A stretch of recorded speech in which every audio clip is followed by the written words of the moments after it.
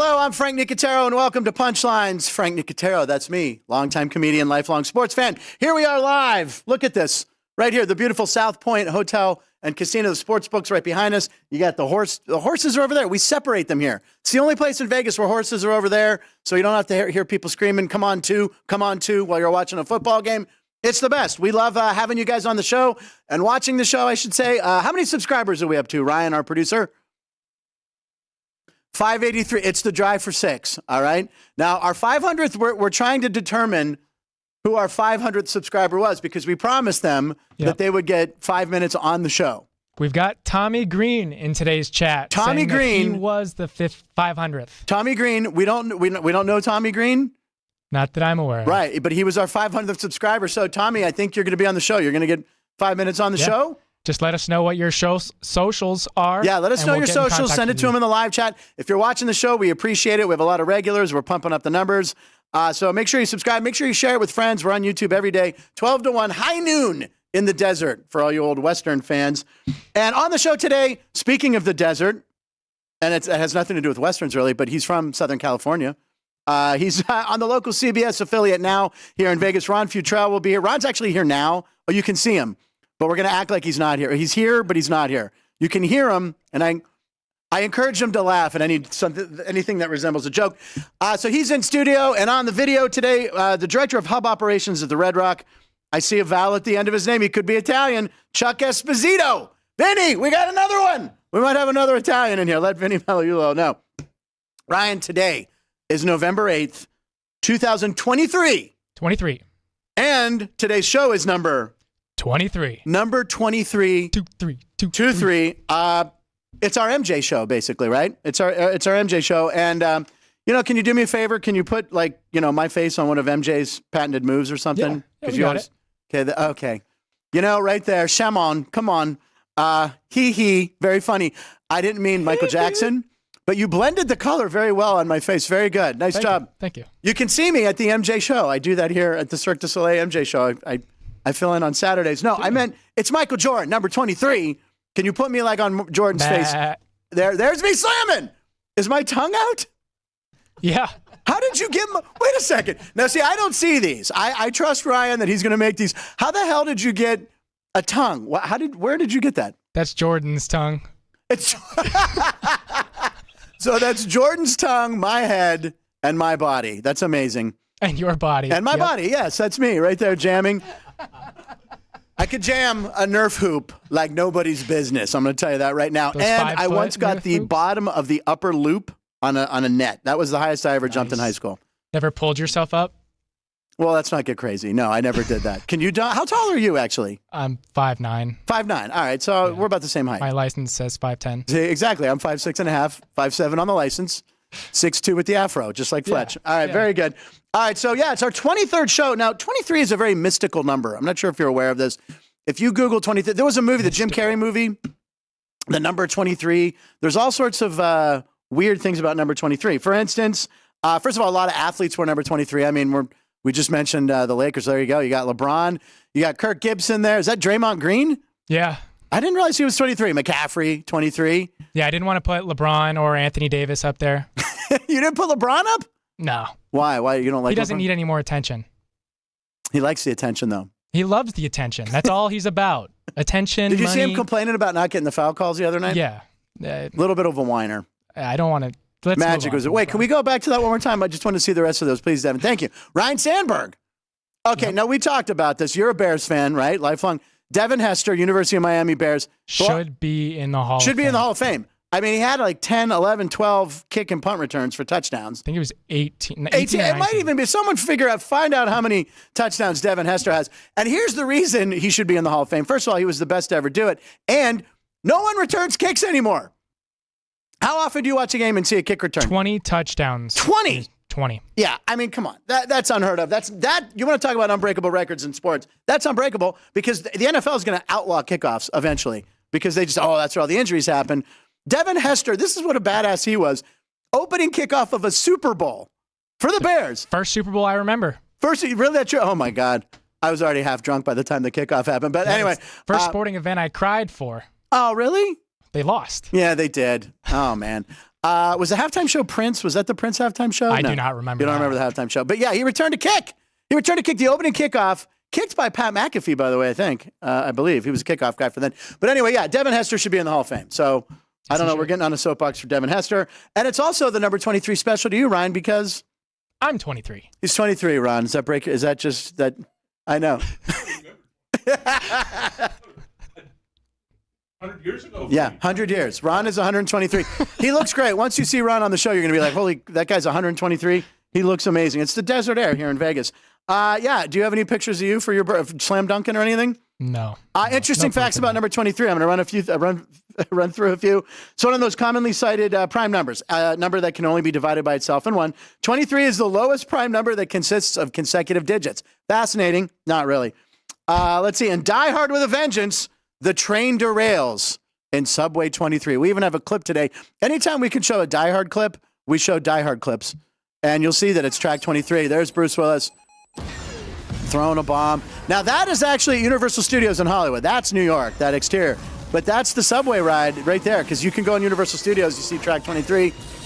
So that's the Wall Street Station. Wall Street Station, yeah. But they got the 2 3s up there, yeah. Yeah, there you go. So the 23's there. The Big Lebowski, right? Great movie. Big Lebowski, he always had to bowl at lane 23.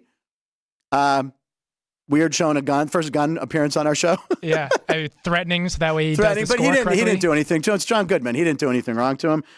In Lost, combination of 6 numbers that haunt the characters that they have to input to the computer was number 23. So there's a lot of 20. Each parent contributes 23 chromosomes. Speaking of parents, Ryan, you're soon to be a parent. Yeah. My girlfriend and I went and had an ultrasound this morning. You did? Yeah. So and it's a baby girl. Baby's doing good. Now, the over-under is February 4th right now is the target date. February 2nd to the 4th? That's the due date. Yep. I'm taking the 2nd, February 2nd, which is Groundhog's Day, I believe. I'm taking the over. Anyone else have a bet on this? We're going over or under? They're going under. All right. Sean and Devin and Ann are all taking the under. I'm staying over. Because as Chris Andrews, our sports director here, will tell you, Frank only bets overs. I did bet an under last night. Let's talk about this real quick. We had the lovely Alex White here giving out some picks yesterday. She gave out Ohio University versus Buffalo last night in some action. She gave the under 41. So I go on my app, to bet the under. I bet Miami of Ohio tonight under 41. Genius. So, but is that a good? See, that could be good. Well, it's fallen down to 38. It's down to 38. So you got the good number. Here at the South Point. So people are betting the under. Maybe there's some bad weather moving in. I don't know. Akron is bad. Akron is bad? Akron is really bad. I know. Well, good. Maybe they don't score any points. I let Miami of Ohio win. That's Ben Roethlisberger's. That's where Ben went. So I got $11 to win 10 on this. So I'd like to cash that one in. I did it for Alex. And I by the way, I was texting you and Alex. I'm like, hey, I won that. Way to go. I didn't win it. I bet the wrong game. How did I do that? It's not that hard to believe, really. Number 23, Julius Caesar. Numerous enemies stabbed the Roman Empire 23 times. There you go. Very rarely do we mention Caesars. If we mention Caesars, we're talking about the hotel. We showed Evel Knievel, the anniversary of his jump over the fountain. But there's Caesar. He got stabbed 23 times. That's why Michael Jordan picked the number. He wanted to. That's why. Real quick, if you're a Star Wars fan, and Star Wars New Hope, Luke Skywalker, Han Solo, and Chewbacca. Do you do a Chewbacca, Ryan? Let me hear you. That's pretty good. Is Bob Dell watching? Because if Bob Dell's watching, Bob Dell claims that he has the best Chewbacca. He is watching. Is there any way he can live comment his Chewbacca? It'll get here in a second. Yeah, he'll do it. But B-Town Dummy says you had 23 beers before today's show. Now, Christian, B-Town Dummy. I haven't had 23 beers. I've had maybe 2 to 3 beers in the past 2 months. Nice. Yeah, speaking of 23, 2 to 3 beers. Anyway, there's even a podcast, the Star Wars thing with number 23. It's a very mystical day today, ladies and gentlemen. The show 23 there. It is Detention Block. We just gave them a shout out. So they better subscribe and follow us. Thank you, nerds. Well, I'm a Star Wars guy. Moving on to People Magazine, Sexiest Man of the Year. You're like, there's no way. How are you going to connect the number 23 to gambling? Well, there you go. There's Patrick Dempsey. Last night on Kimmel, they revealed him as the sexiest man McDreamy for the year. But you know who was a finalist? The Kelsey brothers. And you would think Travis Kelsey, but it was actually Jason Kelsey. So when the issue comes out, Ryan, I'm sure you have a subscription to People Magazine. You'll be getting that. Yeah, of course. Right? Anyone else have an input on who should have been the sexiest man? My vote would have been Jason. Jason. So Jason Kelsey, so you're like, well, what's that have to do with the number 23? Oh, look at the screen, ladies and gentlemen at home. 6 plus 2 is 8. 8 plus 7 is 15. 8 plus 15 is 23. Show 23. Oh, some numerology there. By the way, 23 seconds. We are 10 minutes and 23 seconds into the show. It's all coming. This 23 is crazy. This sounds like a trailer for a really bad movie. It's 23s everywhere in a world where 23. Yeah, anyway. Patrick Dempsey, congratulations on defeating me once again. And the Kelsey brothers, good dudes. Their podcast is the #1 podcast in sports in the world. He's dating Taylor Swift. And they're going to be in the sexiest issue. Yeah. Patrick Dempsey, do you watch Grey's Anatomy probably, don't you? No. What's your favorite TV show to watch when you're not watching sports? Well, I don't know. Like The Office, I can just play all over the time. Do you watch it without Michael Scott? Do you watch the Andy when Andy was running it? Yeah, I can just play it all the way through. It's really just one of those shows you can pick up. It really is. Yeah. Okay, very good. By the way, I went to the exterior. During COVID, there was nothing we could do. You really couldn't. There was nothing you socially. So we would go and tour. My girlfriend would go tour all the homes. We saw where Modern Family was filmed. It's Only Sunny. That was good, clean fun back then. Then we'd go home and order Arby's at 10 p.m. Second dinner. All right, that was great. Happy birthdays. Again, you're going to say, how is this tied to 23? Happy birthday, Chef Gordon Ramsay. Gordon Ramsay today is 57 years old. How's the number 3 correlate to him? He currently has 23 shows on TV. He has 23 restaurants in Vegas alone. You can't go in any casino without seeing Gordon Ramsay. And he uses the F word 23 times on every episode of his show. Kitchen Nightmares? I love that show. Idiot sandwich. What's the idiot sandwich? You haven't seen that clip? No. Have I? Puts like sandwiches a lady's face in between bread. What? And calls her an idiot sandwich. Pull it up for later. We're going to do that during Ron. Ron wants to see that. I do not recall idiot sandwich. That seems like something he couldn't get away with today, but he could. We have to see the idiot sandwich. We're going to pull that up for you. And by the way, the over-under on times he's going to gag when he walks into a really bad walk-in fridge, that's about 23. So congratulations to Gordon Ramsay. Happy birthday. And look, we're going to get off these 23s. We got to bring Ron in. It is Bram Stoker's birthday today. Yeah. How's he related to gambling? Well, he wrote Dracula, and Dracula sucked blood, and I suck at gambling. There you go. And Margaret Mitchell was born in 1900. She wrote Gone with the Wind, and Gone with the Wind is what happens to my money when I bet overs on every sporting event. And lastly, Kansas State. Is Kansas State ranked 23rd? No. They're not 23rd anymore? No, the current 23 is Tulane. Oh. Yeah. Well, I was going to say, because their spread, Kansas State's spread is 23. They were 23 and their spread was 23. But actually, it's only 20 and a half. What I was going to do was I was going to go in and bet a bunch of money on Kansas State and get it up to 23 so people, when they check, would be like, holy crap, this guy's unbelievable. All right, I think we've done enough 23s, although we are going to say that the over-under on the Rutgers-Iowa football game is pretty close to that. Very sad, Iowa games. It's like 29 or something. I say it goes down to 23. All right, let's get into our guest. He's been sitting here patiently right now, watching, enduring the comedy portion of the show. I just met this gentleman when he came in. He was on the phone with Dennis Evans, who Dennis, we had on the show last week with Denny Nagel was here. That was the day I ate the banana and drank the mayo coffee. Anyway, yeah, it was gross. And Dennis Dennis wasn't on the show yet, but I could just see him at home going like, what is this idiot doing? Anyway, this gentleman is he's a Vegas legend. He's on the CBS affiliate now. He's been in Vegas doing sports since 1984. Ron Futrell is here. Ron, welcome to the show, man. Mr. Rosenthal, glad to be on your show. Can I call you Lefty? Can Ace I is just go high. Lefty? You call me Ace. You can call me, a friend of mine sent me the clip today of the Ace Rothstein show from Casino when he hosted his own show, right? He did it at the Stardust for years. He did it at the Stardust. At the Stardust is where his show was. Did you see? Tell me you saw it. Oh, yes. No, I've been on it. Oh, I was on God. it. No, it's just... No, here's I do have a Lefty Rosenthal story. Okay, he's dead now, so I can call him Lefty. So it's I started sports here in '84 in Las Vegas, after the Summer Olympics happened in LA. Oh yeah, sure. That time, remember Russia boycotted and so we won a bunch of swimming medals, and so a guy named Dick Carson holds an event here in Vegas. And so I was glad to be here in Vegas when the mob was still here. That was sort of fun. Whoa, wait, I got ties, baby. Vinny, he's joking. All right. Yeah, Jimmy Vaccaro, they all know. What?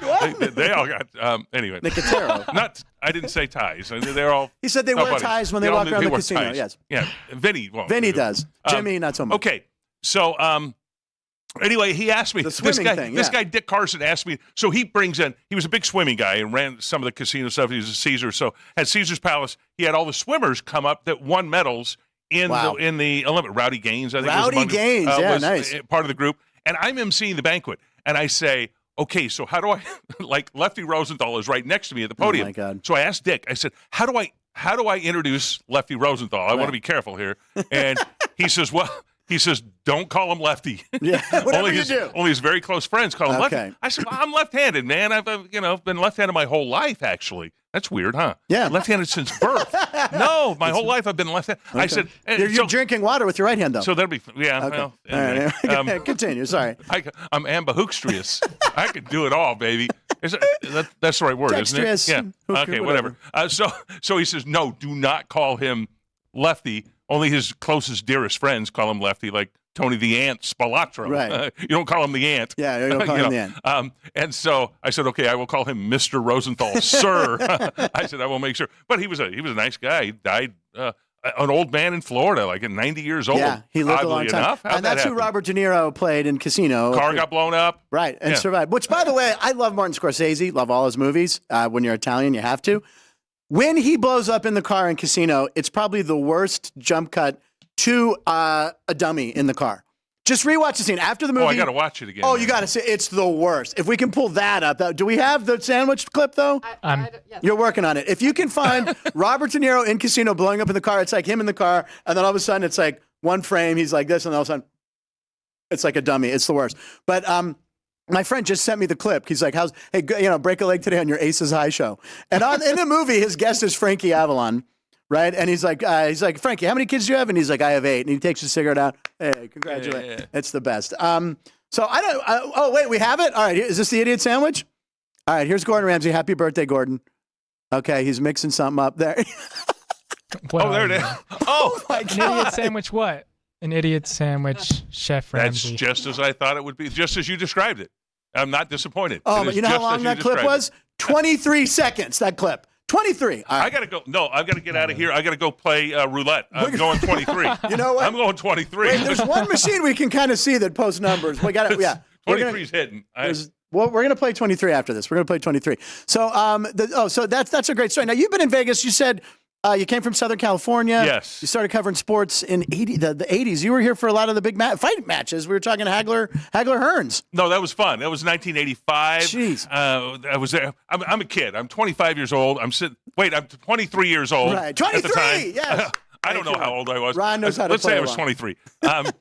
And sitting there at that fight, and I'm going, okay, it was a great fight. Everybody's expecting this to be a great matchup because all the news conferences were great. And this was when Hagler famously at his news conferences would come out, was my favorite fighter because he's left-handed. Yeah, Dude, there's he's a another lefty. one, lefty. He was a lefty, but he would fight both ways. He could fight left-handed, right-handed. Anyway, he would at the press conferences he would say that he stayed off sex for 8 weeks, Right.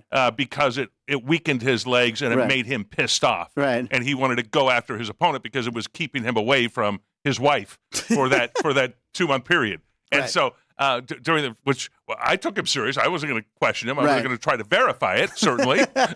So you haven't had any in 8 weeks? 8 weeks. You are pissed off right now, and you are ready to go. Testosterone levels through the roof. Anyway, but going to that fight, I remember I'm sitting there in the media section. I'm in the third row, and I look behind me, and I see Steve Wynn there with Rocky, with Sylvester Stallone. Oh, They're my sitting God. with each other, and I'm going, what the hell is happening to me that I'm sitting here in front of them? Yeah, better seats. And I got better seats than those two guys. You know, I didn't feel like I belonged, but eventually I tried to work my way into I should belong, okay?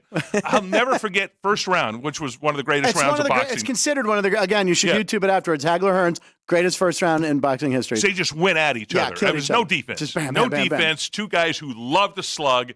The Hitman against... The Hitman Hearns, and he was the Brockton Brawler. He's from He had a Massachusetts. few, Yeah, something like that. nicknames, but... So, Christian woman. Marvelous Marvin. Marvelous which he Marvin changed Hagler. his name to Marvelous. Legally changed it to Marvelous He legally Marvin. changed it? I Yeah, didn't he realize. did. So that because people wouldn't call him, they wouldn't introduce him or refer to him as Marvelous Marvin. So he Legally and changed an it. FU to the announcers. He said, "I'm changing my name to Marvelous Marvin." And he legally changed Pull it. up the paperwork. I want to be fantastic, Frank Nicotero. Okay. We're going to make it happen. You're not left-handed, are you? No, I'm Okay. right-handed. Well, okay. You can't win them all. So after round one of the amazing things I saw happen, I've never seen happen before. In the media section, you're told not to cheer. You're told to sit there with your hands in your lap, and you're not supposed to root for a team or one way or another. Yeah. Okay. And we obey that for the most part. You're supposed to but take that seriously. But in a boxing match, it's got to be No, hard. you're still not supposed to, okay? But after round one of that fight, the entire arena, including the media section, stood up and cheered. Now, Jim Murray may not have from the LA Times. May not. He might have. He's old school, so I don't know whether he did or not, whether Jim Murray did. But from what I can tell, most of the media people stood up and cheered. Even the media people cheered after that first round. And I'm going like, this is freaking nuts. So went 3 rounds until Hagler, of course, won that fight. Spoiler alert. Ah, Ryan. Hagler won Ryan that was fight. probably going to watch that tonight. He's never even heard of these fighters. It still is a ton of fun to watch that. And I love that time when you had Hagler, Hearns, Leonard Duran. Yeah. And you could put Sugar Ray.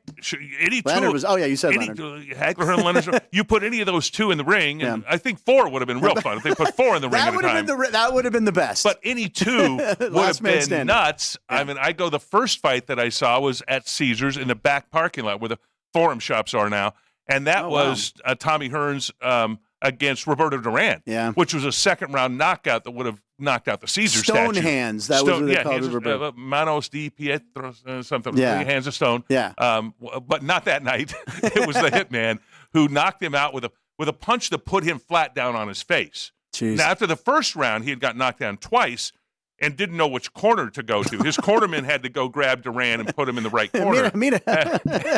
And so I'll never forget a little Panamanian kid was sitting behind the media section, and he was just yelling and screaming throughout all the pre-fight stuff. And he had a little Panamanian flag. And he was like, Duran. He must have been 12 years old. I don't know how he got there. Didn't ask.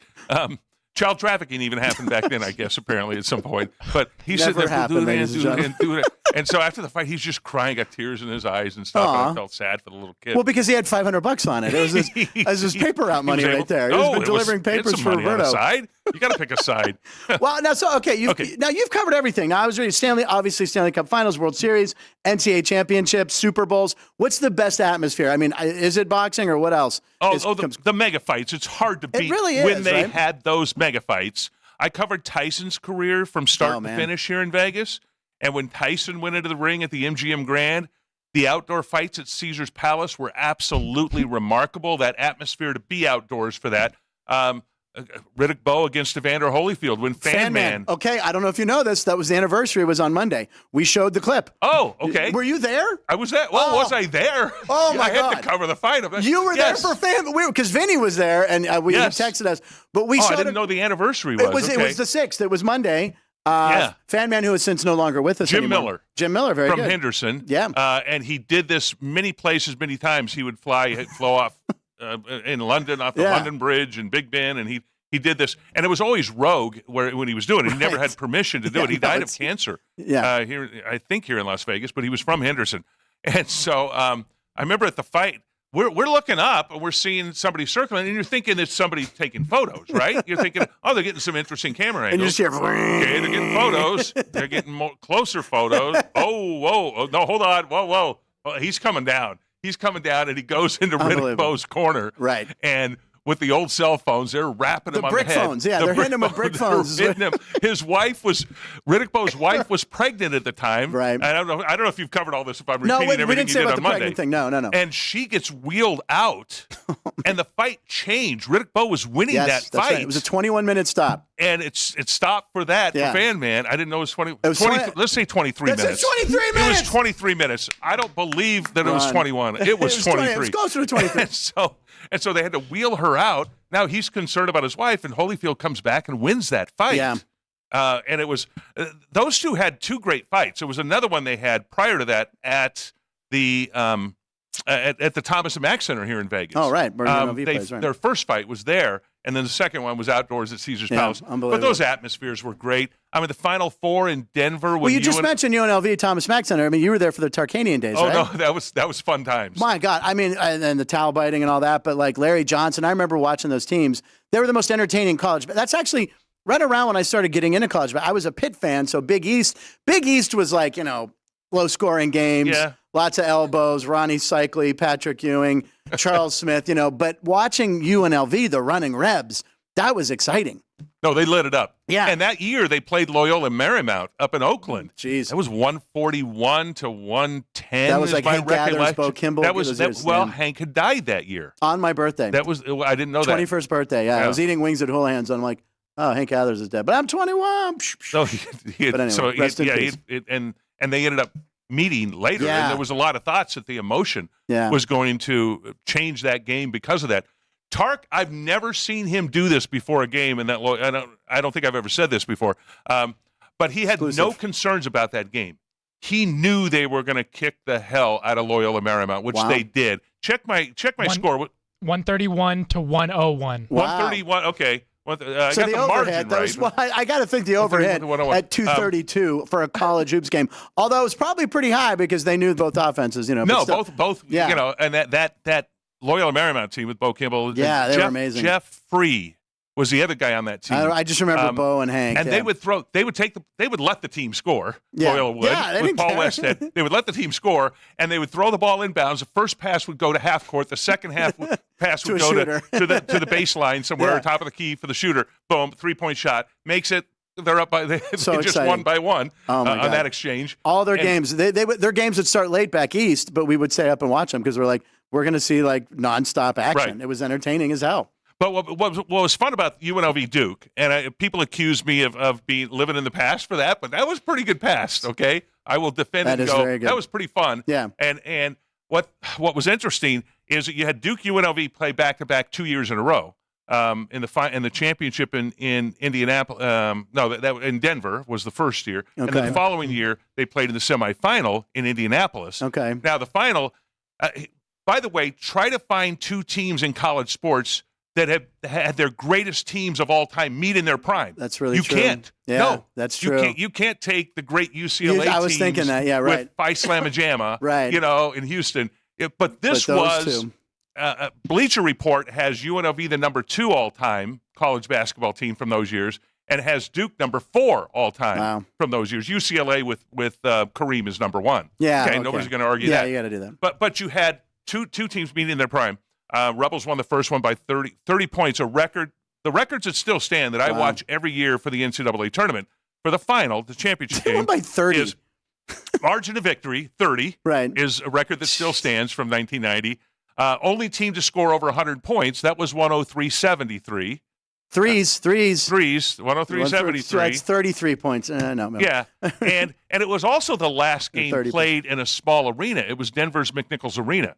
Then every national championship game in college basketball, every Final Four is in the Mega Arena. Oh, that was the last small. When I say small, 17. Right, compared to now they play in the football stadiums. A regular basketball arena. Wow. And so that's sort of interesting to be a part of that, be on the court when they were cutting the nets.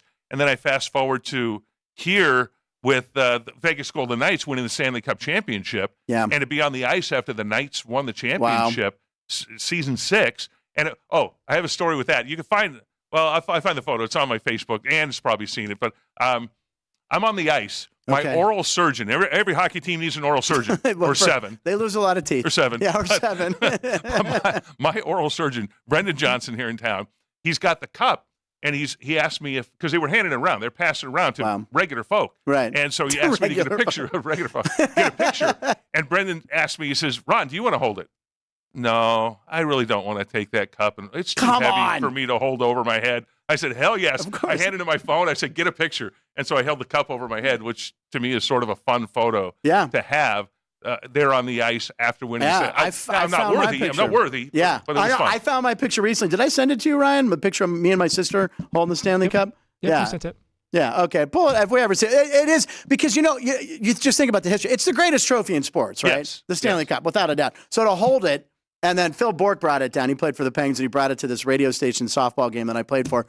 And we got to hold the cup. We're going to drink out of it, put a beer in there. You got to do that. You got to do something crazy with it to say you did it. Now, the Super Bowl, you've covered Super Bowls, and the Super Bowl is going to be here in Vegas this year, which is exciting. Yes. What's your favorite Super Bowl memory?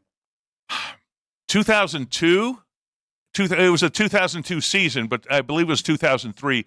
San Diego. Okay. Last one there at old Qualcomm / Jack Murphy Stadium. I still call it Jack Murphy. Yeah, right. Raiders against Tampa Bay. Oh, boy. Oh, no. Raiders. So the last time the Raiders Raiders fans turn off for a second. Mute. And No, it was a fun Super Bowl. I snuck into that Super Bowl. Come on. Oh, yes, I did. How do you sneak into a Super Bowl? And you know my stories. That's like the most heavily guarded event in the world. It was right after 9/11. 9/11. Okay. Okay, so one of my stories, I'm working for the ABC station here in town.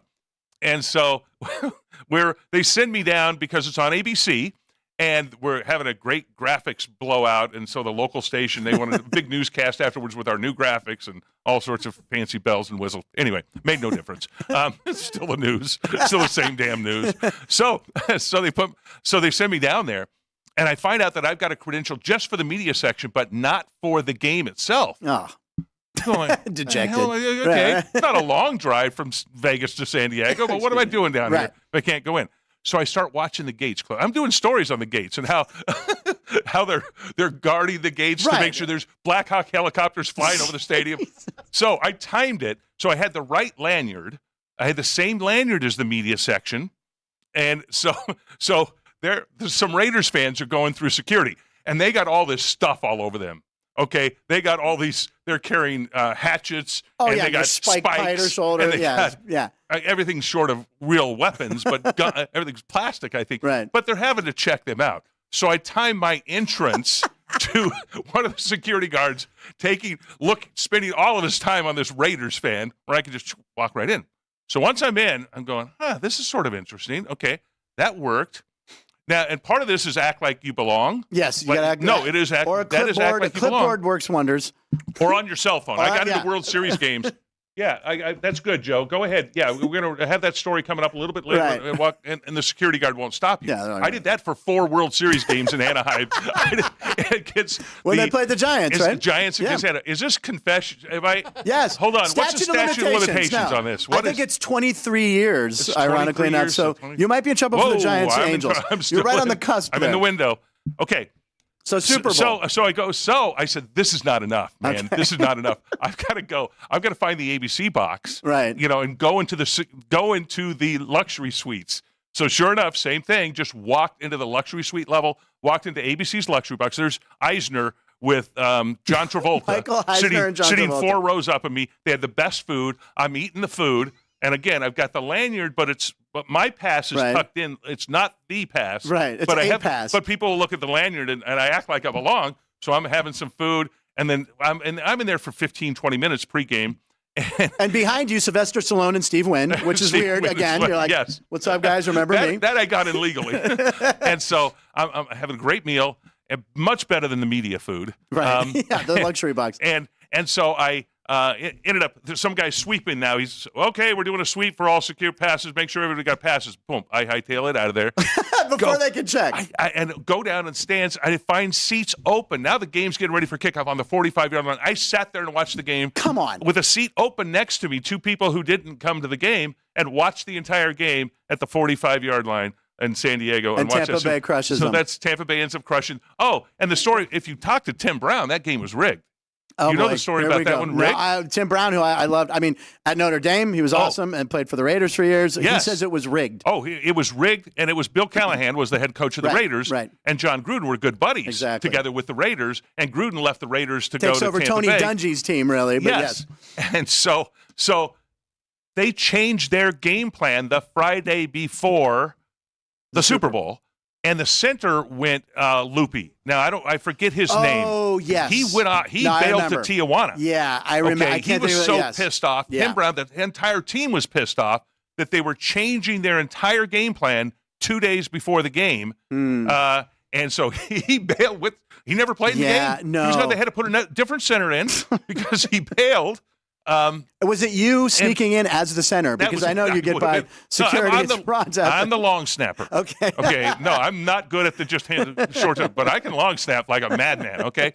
So that was sort of interesting. We were sort of dissecting that as reporters, dissecting that story, like what was going on. We weren't really sure all the inside, but post game, Tim Brown has said years later that he believes that Bill Callahan wanted that there was an agreement between those two to get Gruden a Super Bowl. Wow. And so I haven't talked to him personally about it, but Well, we can talk to John Gruden. He's not doing much anymore. John, what happened to John Gruden? Cash and checks, mailbox money, baby. Yeah. Oh, how about that for the Raiders? They got 2 coaches making $10 million a year Gruden's for not still coaching. Getting paid by the Raiders? Oh, yes. That was a 10-year deal. Oh, Yes. my God.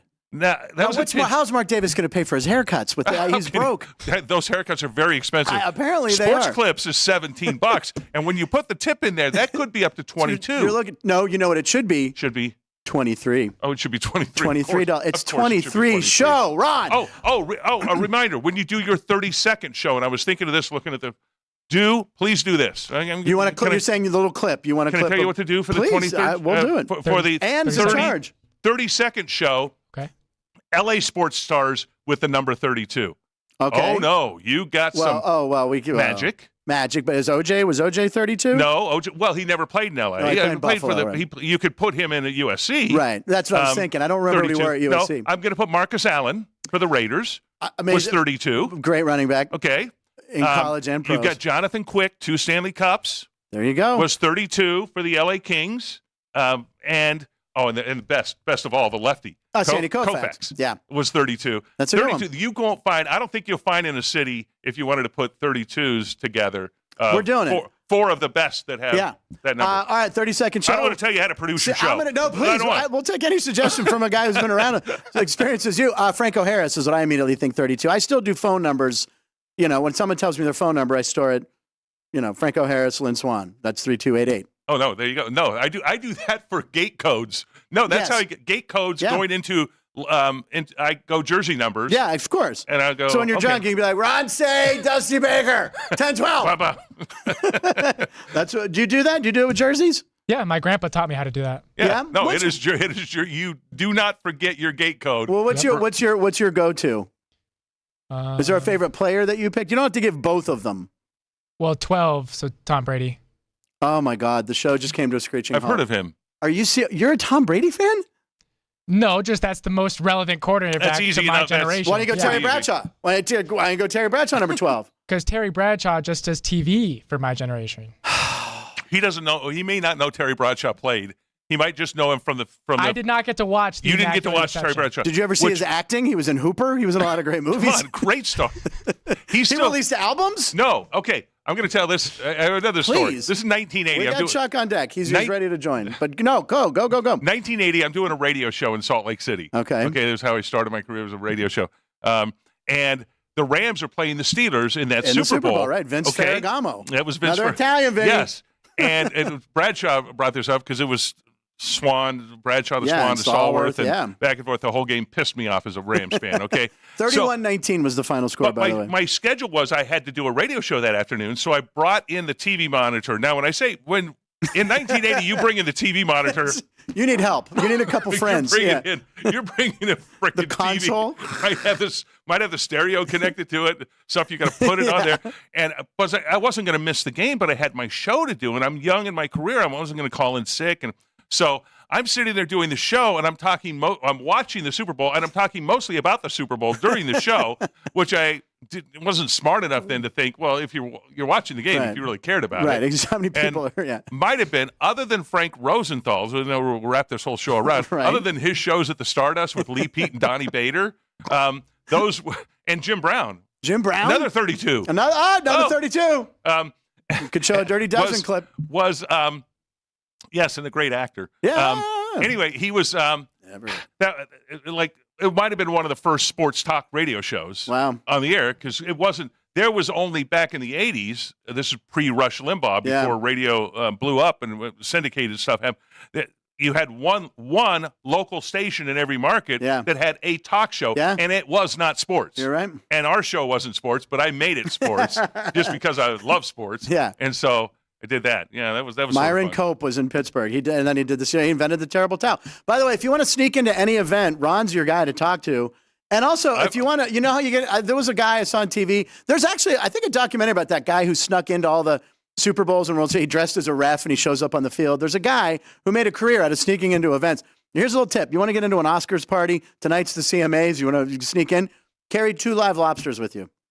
2 live lobsters. Nobody will stop you. No one's going to stop you. If you want, I got to get these in. No security guard is going to question you. And if you have like a white Gordon Ramsay, happy birthday, Gordon Ramsay, you can get in anywhere. So just if you invest $40 in 2 live lobsters, you're into any event. You know this guy coming on. We got to get him on. Yeah, Chuck, let's go. We got to grab our headsets. I have an intro for him. Here we go. He's the director of hub operations at the Red Rock, and I see a vowel at the end of his name. It could be Italian. I don't know. It could be Latino. Chuck Esposito. Chuck, join the show. Hey, I got to put my headphones on. Hold on. Chuck, thank you for joining us and listening to all our stories. Oh, my pleasure, Frank. It's great to be on with you guys. And Ryan made sure that he was going to get me on one day. We were at Slap Fight and sweating out his 17 parlay. And he said, why don't you come on the show? So I'm excited to be on with you guys. And Mike, his headphones aren't working in. Uh-oh. We want to get Ron. Did you turn the power on? Thanks for coming on, Yeah, but I have Chuck. to open it up? No, just the knob. To twist the knob up top. Twist the knob. There we up. go. Okay. This is Ann, our producer, ladies and gentlemen. All right. There we go. 40 years in television, ladies and gentlemen. Ron is. There we go. There we go. You can hear Chuck now. So you guys know each other. Woo. Absolutely. Yep. Yes, for years. Absolutely. Chuck, how are you? Chicago. No. I'm good, Ron. How are you? Great. Life is good. Now, where are you from originally, Chuck? I'm from Chicago. You're a Chicago big, sports. Like Ryan, big Chicago sports fan. Number 23 means a lot to me as well, boys. Yeah, well, Michael Jordan, of course. And we were saying Devin Hester belongs in the Hall of Fame. I mean, the guy, 20 touchdowns returned. He belongs in the Hall of Fame. Absolutely. Special guy. I'll never forget, real quick. Yeah, please. The loudest I've ever heard a sports book on a Super Bowl was when Devin Hester ran the opening kickoff back. Granted, we lost a ton of money that day because everybody had Hester to score the first touchdown. No. Would there be a special teams touchdown? But the book sounded like a jet when he scored that touchdown. Now, what was his kickoff return prop? What was the plus? What was that? That had to be a long shot. Well, maybe not that much with him. Do you remember around what it was? Yeah, I think it was somewhere in the range of 5 or 6 to 1. I mean, you still think about a guy actually returning a kickoff. Yeah. The two worst props, Frank, I can ever remember, both involved the Bears. The other one was when Refrigerator Perry scored a touchdown. In we had 85, that prop up, would he score or not? And he, I don't know if he actually ran into the end zone. I think he fell, but he still scored, and the bettors cashed out. But little did we know it would propel prop betting to where it is today. This is exactly why I was going to say something. Is Chris Andrews, our sports director here, I believe he said the first prop bet on the Super Bowl might have been the William Refrigerator Perry scoring a touchdown. And yeah, before the Super Bowl, I think we're going to do a special episode on Super Bowl props. We're going to do a prop show, prop talk, and trademark that TM. But I'm going to say rest in peace. Propatopia. I'm going to say for a moment here, props to Sonny Reisner. Rest in peace, Sonny Reisner. Is that who did it? Who was at the Castaways. Which Castaways is where the Mirage I've heard about that is place, yeah. now. That place, I remember when I first got to town. And he started doing these things. And Chuck, I don't know what you remember, but it was like he started doing these things. And they were weird bets. and then it got expanded. Then it's blown up to the point that it's gone. I think he was probably the father of it. I don't remember anybody sooner than him doing it. I don't know if I'm wrong, Yeah, Chuck. I think he was. I think he was, Ron. I think that, it was a little bit before me as well. But that Refrigerator Perry prop, we just kind of decided to think outside the box a bit. The Bears had got so much attention that year. And you think about Ditka on the sideline, flipping people off and throwing gum and the press conferences and Buddy Ryan and Ditka. Right. It was just kind of perfect to put that prop up. And, we put it up thinking there's no way he's going to score. And he does score. And it wasn't pretty, but again, it really helped get prop betting to where it is today. And you know who thought he wouldn't score a touchdown? Walter Payton, who was hurt and upset that he didn't get to score a touchdown in the Super Bowl, but they gave it to the Novelty Act. Hey, look, he got a ring, but I love prop bets because you can win it. I had Corey Seager several times this year over 1.5 total bases in the World Series or in the playoffs. He'd come up, hit a double, he'd homer. I'm like, bet's over. So did everybody else, Frank.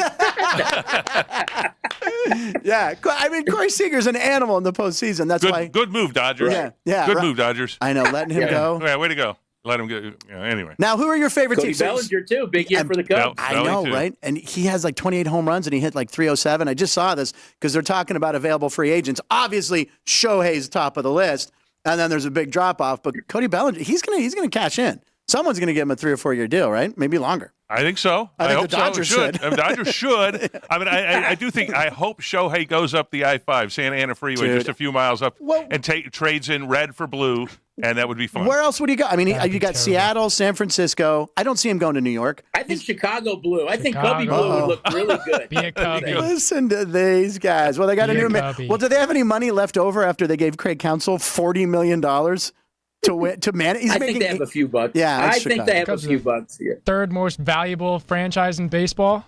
Okay. They got plenty of money. They got plenty of money. Yeah. So what's going on? I at don't Red- think you go out and you get counsel unless you have some sort of a plan. You let him know we're going to be aggressive this year. Yeah, you're Exactly. probably right. Yeah, absolutely. And I love when he called Mark Anastasio, who I've met, the owner of the Brewers. Counsell called him up and said, "Hey, look, I'm taking the Cubs job," and he said, "Oh, you're kidding, right?" Like he thought he was playing a prank on him. And he's like, "No, I'm going to Chicago." He's like, "Oh God." But anyway, so what's the action like? How's your college basketball handle going? Obviously, hoops are underway. The NBA's back tonight, and you got the Golden Knights. Golden Knights are tonight against the Kings. So, here. yeah. Thank God they lost on Sunday, their first regular season or regular time loss, not going into overtime or anything, because the bettors are doing phenomenal on the Knights. I mean, betting on the Knights and betting against the Sharks. We got the Sharks to win as well last night, but overall it's been great. I mean, this is kind of a sports utopia this time of year where so many things are going on at the same time, Frank, that for our side of the counter, it's exciting. And I know, Vinny and Chris can attest to this as well. There's always something going on, no downtime, and we're right around the corner from F1, which is really going to kind of transform this town into racing central. Take Verstappen. Yeah, Max no, Verstappen. Red Bull. Just a thought. Wow, thank you, Ron. That is, I really appreciate Well, we were that, talking about that inside knowledge. No. What is he? He's a minus 300 or Max Verstappen? He's something like that. He's At stations, he's minus 500. at stations. He's minus 500. I'm going to give you a little tip. If I How get right smart on, are we? I'll tell. No, yeah. I don't know if you probably don't have it in front of you, and I haven't checked. Lando Norris, though, He's Plus 650. from McLaren, plus 650. Yeah. No, this dude is There you go. podiums for McLaren around. That's a tip. No, it's So Lando. if you want to take McLaren, it's plus 500. For either driver, either For either McLaren driver. driver. Okay. Yeah. Well, Lando's going to, of the two, it's Lando. But anyway, I think just a that thought. we're going to be super aggressive with Formula One. I mean, the props that'll be up from the podium, order of finish, head-to-head matchups. How many workers in Vegas will call in sick that day? How many will be late? I mean, there is going to be a plethora of props on the board, guys. That is going to be crazy. Now, Chuck- go ahead, Ron. Okay, my thoughts on this, and they're talking about workers calling in sick, and also talking all the traffic and I'd like congestion. to say that out loud. I'm so How they're going sorry. to get to work, for And God's sake? I want to get your opinion, both of your opinions on this, because this is the idea I came up. I said it on air the other night. I says, and congestion should really not be that much of a problem.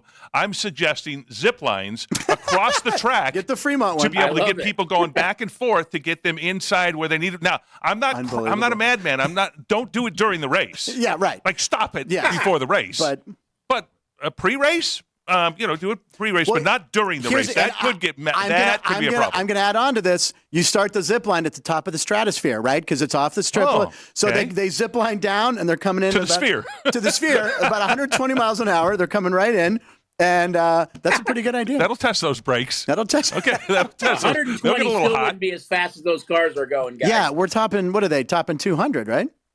210 on the strip. They should be.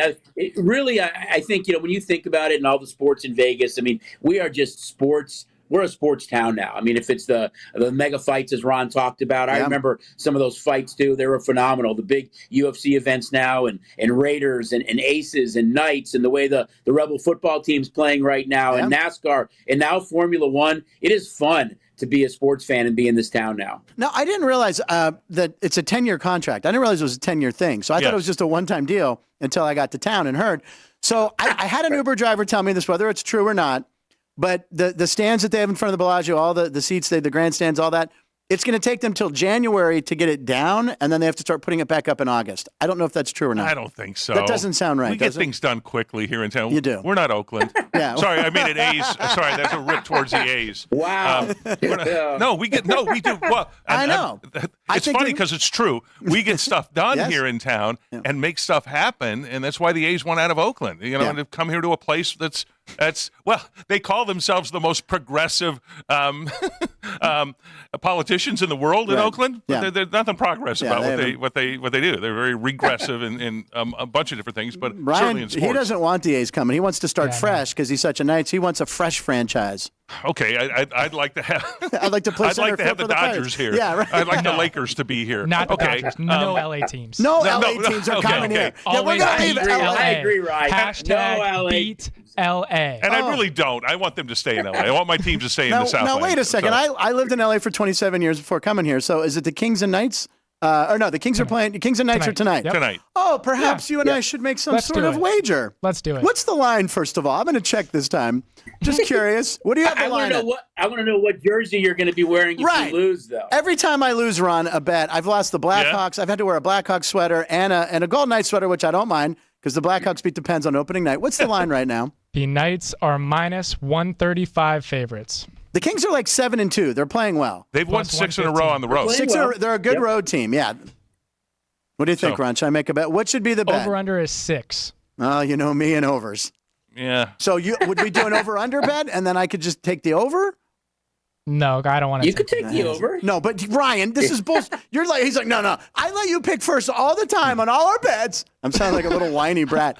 I'll take the Kings. Just go teams straight up. Money lines. Is this stupid? I'll take the Kings. Fine. So the Kings you said are plus what? 130.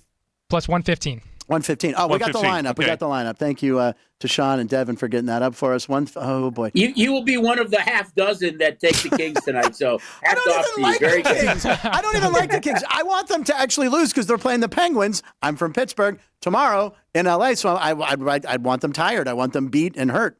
Good. So I should want them win. Shootout. In a shootout. You want to go long. The overtime period and the shootout period. This is a bad bet. What's the bet though? Do you have a Kings jersey or? Why would I have a Kings jersey? Yeah, I'm gonna have to wear another Golden Knights jersey. Is that it? Yeah. All right, we'll do it. But what if I finally I break the 3-game losing streak against you? What does Ryan have to do? Ron and Chuck, help me think of what his penalty should be. What if? Penguins, you got to wear something pink. But we don't have any. I don't have a Penguins jersey with me. Frank is very limited on what he has. Yeah, I have a lot on me. Maybe he has to eat a banana with mayonnaise on it. The Levis diet. I did the Will Levis. I ate a banana with. You have to take a bite, peel and all. Coffee with mayonnaise, right? Yeah. Yeah. Yeah. What do you think? Even better. Oh, there's me right there. There's me. Thank you, Devin. And by the way, I could have done 10 takes of this. There's no way I would ever be able to end up with a little of the gerb there on the side of my lip there. I don't know. That was unbelievable. Quite attractive. All right, I will do it. All right, I'll wear a sweater, which that's fine with. But if you lose, sure. Banana time, banana mayo. This is good. All right, but he's beaten me every time. Do you follow the Blackhawks? Do you follow the Cubs? The Bears? What do you think of the Bears? The Bears are Thursday night. What's your line right now at Red Rocks on your Bears? Bears are a little over a field goal favorite. Okay. I'm really surprised that Justin Fields isn't playing. Yeah, it's a big game for the Bears. I mean, they should be incentivized because now that teams are all starting to catch up with their buys, a win here puts Carolina back at the number 1 pick, which the Bears happen to own. So that number 1 pick would be huge. Really surprised that Fields isn't playing here, but there's a lot of injuries on the Carolina side, especially Brian Burns on defense. We'll see how young Tyson Bagent plays against Young in this game, but Bears are a little over a field goal favorite now, Frank.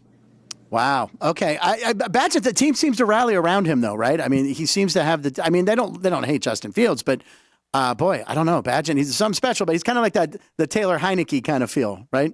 He kind of gets him rallied. I mean, he had 4 turnovers last week and 3 in the fourth quarter. It was a winnable game. So I think the experiment is a little bit done, but he did come from D2. He came from Shepherd College, won the equivalent 2 years ago of their Heisman. Yeah. But really was hoping to see Justin Fields play on Thursday night because the last time he played on Thursday night was arguably his best game of the year when they beat the Commanders in Washington. Is that where DJ Moore went off, right? Yeah, he had that's Correct. the week. Yep.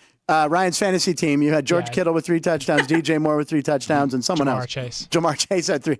You cleaned up that week. He's doing well. That a boy, right? Yeah. Hey, Chuck, can I get your thoughts on a game? Yeah, go for it. A game here with Raiders Jets, Sunday Night Football. The Heidi Bowl. And it was the Heidi Bowl. The Heidi Bowl was Jets and Raiders. That was the Jets and Raiders. We'll explain that to Ryan game. in a minute. Okay, yes, to the young ones, got to know that. But you look at these two teams, pathetic offenses. Jets have a very good defense. Raiders' defense is getting better. I saw that number at 36, which is extremely low, but I don't know how either one of these teams score points. Jets haven't scored 2 touchdowns. Only once this year have they scored 2 touchdowns in a game. They're like the Steelers. And yes. the Raiders' offense with a rookie quarterback, Aiden O'Connell, I mean, they scored a bunch last week it's against 36, a miserable Giants defense, but against a good Jets defense on Sunday Night Football here at Allegiant Stadium. Any thoughts on that? I think, it's tough to make a case for either of these two offenses. I mean, from our side of it, we were clearly huge Giant fans last week, and I think we're going to be Jet fans this week. It's really, for O'Connell, he hasn't seen a defense like this. I think the Jets' defense is going to have to come to play because as good as their defense is and as good as they've played this season, that's as bad as their offense has played. So, again, my guess is we're going to be huge Jet fans. It wouldn't surprise me to see the game go under. There are big-time trends, Ron, for both these teams toward the under against the over-under as far as the spread goes. So I would agree with you. I think Jets and under maybe is the play, but we're going to be huge Jet fans, guys. And there's a lot of the primetime games have been going under. A lot of the prime, right? I know Thursday night has been a lot of unders. The Steelers, the Steelers got Green Bay this week. Anyone have any take on the Steelers? They're the worst 5-3. This is like when the Steelers were 11-0 a couple years ago when Ben was 2 steps and throwing. Steelers are 5-3. They're 5. What? They are a very, very. The whole AFC North is above 500. Check that in. I'm telling you, if the playoffs started right now, all 4 Steelers AFC are 5-3. all teams would go to the playoffs. The Steelers are 5-3. Yep, they have correct. their pass differential. They've been outscored and outgained. Not outscored. They've been outgained in every game. They're 5-3. They have Green Bay coming in. The Steelers are 3.5. There we go. The line's up. There we go. It's 3 and a point. They're field goal favorites at home. The total's 38.5. Okay. I mean, they're 5-3. I don't know. With Wilson Puckett at quarterback, right? Kenny Pickett. It's not Wilson Puckett. Wilson Pickett. Not Wilson Puckett in the Union Gap. Wow. Kenny. That's Gary Puckett. Gary Puckett in the Wilson Union Gap Pickett, or something. Wilson Pickett was an old blues singer. With him at but he's still a better quarterback. Possibly. Kenny. Anyway, Kenny's dealing with some rib issues. Okay. He's winning games with Matt Canada's offense. We don't know, but now those are 2 proud franchises. 2 franchises that I know have bars and everything. There's always a Green Bay Packer bar. There's a Steeler bar here. Is there a lot of action on Steelers Green Bay so far this week, or is that going to come in later? There's a lot of action on all the games. It's Frank, NFL, baby. Yeah. It's some of the more sharper play has been on Green Bay in this game, getting the points. But if you've watched Jordan Love play and you've watched the Packer defense, they leave a lot to be desired. And that whole AFC North is above 500 now. Steelers, they're winning ugly, but that's the way the Steelers win. Yes. It's a tough place to go into play, I think, for Jordan Love. Well, we have to win this game and go to 6-3 because the next 2 road games for the Steelers are Cincy and Cleveland. And those are going to be tough. Somehow we beat Cleveland. We're undefeated. We're 2-0 in our division. We've beaten Baltimore. I mean, there you go. There's the look ahead. The Ravens. I hate talking about the Ravens. I just hate it. AFC North look ahead. Yeah, Cleveland, then Cincinnati. I mean, those are 2 road games. Then they're 2 winnable games against the Cardinals, which I believe, Ron, you're quarterbacking the Cardinals that week. Is that right? It doesn't matter. It could be yes.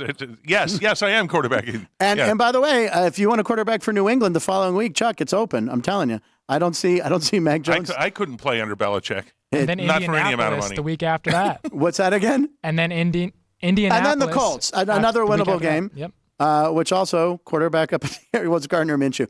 Belichick. You don't want to play for Belichick? No, I would not. What coach would you want to play for if you had to play for a coach? Gruden would be fun. Right. I think it'd be a pleasure. Chucky would be fun. Knock 3 times if you're with me. Is that what it was on Hard Knocks? Yeah, Hard Knocks. Knock when you're with me. Whatever it is. This has been possibly one of my favorite shows. We had 2 guys, Ron, staying the whole show. Thank you very much. And Chuck. Any final thoughts? Any final thoughts on F1? Any thoughts on Vegas? Anything you want? Tell people to come down to the Red Rock and what you got going on there. They should come down and see you. Yeah, first, it's great being on with you guys. Really appreciate the invite, Ryan and Frank. And Yeah, it's just fun to talk sports with you guys. I've known Ron for a long time, and there's a lot going on. You guys know that from the South Point side of it, from our side. Really, do our best to cater to the locals out here and have fun. But this has really become a sports town now. It's unbelievable how the industry has changed, and the mobile apps now change everything. Where the sports book is in the palm of your hand. So all the stuff that we're talking about for F1, it is right there. So get signed up. Have some fun, and good luck, and look forward to joining you guys again real soon. Absolutely. That's scary to have the sports book. It is. It's scary. Oh, it is. It's very scary. Oh, Chuck, Durango Station opening up in December. So you got that, another casino in the Station casino family with Fertitas. Opening that up is sort of nice. We're excited. Yeah, we're excited about that, Ron. Beautiful property. Really excited about that. The sports book is going to be phenomenal. A major draw for our guests to come in and check out. Vegas growing and growing, and then the Fontainebleau is opening in December around the same time. Fontainebleau. I remember when Red Rock opened, and what a fun party that was incredible. I live right up there. Did you sneak in, or did you? No, I was invited into that one. You sneak in everywhere. And man. The guy with the lobsters. Pool. No, that one I was in legit, and I didn't belong there again. Well, I don't belong anywhere. But Sting. Some people just don't belong. Sting performed poolside. He shocked everybody, and now it didn't shock the people in the station family, but all the media. We had no idea who was going to perform there until 5 o'clock that evening. 8 o'clock that evening, Sting shows up on stage out of the pool, and I remember standing out there just shaking my head, going, Sting is playing in my neighborhood. Like, no, seriously. It was crazy. Like, I don't have to go to the Strip to see him. Yeah. He's like a mile from my house. I got Sting performing. So Red Rock still, and it still kept that same luster that it had when it first opened. I don't know, how many years ago was that, Chuck? Was it 20 years ago that it opened? I think it's a little bit under that. But take the under. Take the under. 18. Take the under. Okay. Sort of like the Knights Kings game, All right, and Ryan, we'll be rooting for the under. Ryan, do you have anything in closing? No, just if people didn't get to watch today's episode, you can get us on podcasts wherever you get those. We are on podcasts now, so you can listen to the show or you can watch it. I would prefer looking at me, but I mean, episode 23 is in the books. There you go. By the way, someone pointed out that I look very surprised in that picture that my photo was. I don't know. It's I think it's the eyebrows. Kind of like it's the eyebrows. By the way, I'm going to end with a joke. Dana Carvey, I'm going to credit him since you mentioned Sting. Dana Carvey has a bit about Sting. Sting's real name is Gordon Sumner. Yes. He said at some point when he changed his name, this had to have happened, where he said to the band, "Excuse me, guys, from now on, I'd like you to call me Sting." And they had to just stare at him like, what the hell is this guy doing? Gordy? Come on, no longer Gordy, he's Sting. Where'd you go? Unbelievable. We'll be back tomorrow. Tomorrow we have Jeff Parles in studio, and we have Josh Yohe. Josh Yohe, who works for The Athletic, writes about the Penguins. We're going to preview the big Kings-Penguins game tomorrow, which I will not be wearing a Kings jersey. Josh will, Josh will disown me if he sees me. We're not wearing a Knights jersey. Okay, he'll be okay with that. I'm sorry. All right, listen, thank you for watching Punchlines. The subscriptions are up. Share the show. We love having you guys watch. This is one of the best episodes. Hope you enjoyed it. I'm Frank Nicotero. Punchlines. Line stands for Live in Nevada every show. Bah. It's an acronym. Okay. It is.